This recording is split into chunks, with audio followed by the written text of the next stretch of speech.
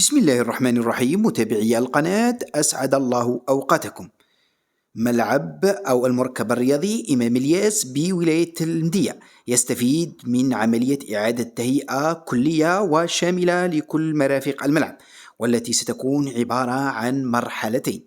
المرحلة الأولى والتي تتمثل في الانطلاق في إعادة تهيئة أرضية الميدان ذات العشب الطبيعي، أين سيتم نزع العشب الطبيعي القديم وتعويضه بعشب طبيعي يتوافق مع المواصفات الدولية، وكذلك استعمال عملية الري التي يتم استعمالها في كافة الأرضيات على مختلف الملاعب.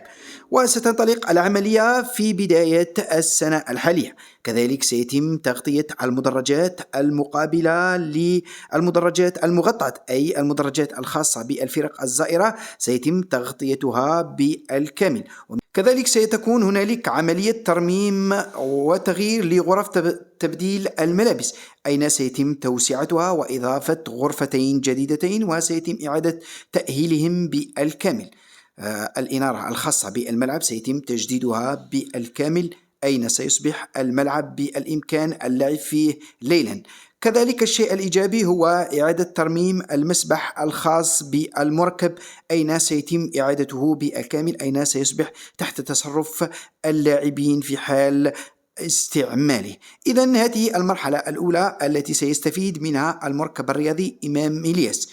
وهنالك مرحلة ثانية ويتم دراستها، وهي توسعة المدرجات المتواجدة في الملعب ورفع الطاقة الاستيعابية للملعب، ولكن لم يتم تحديد موعد انطلاق المرحلة الثانية. المهم أن المرحلة الأولى والمتمثلة في إعادة العشب الطبيعي، تغطية المدرجات للفرق الزائرة، ترميم غرف تغيير الملابس، تجديد الإنارة للملعب، وترميم المسبح الأولمبي ستكون مع بداية سنة 2024.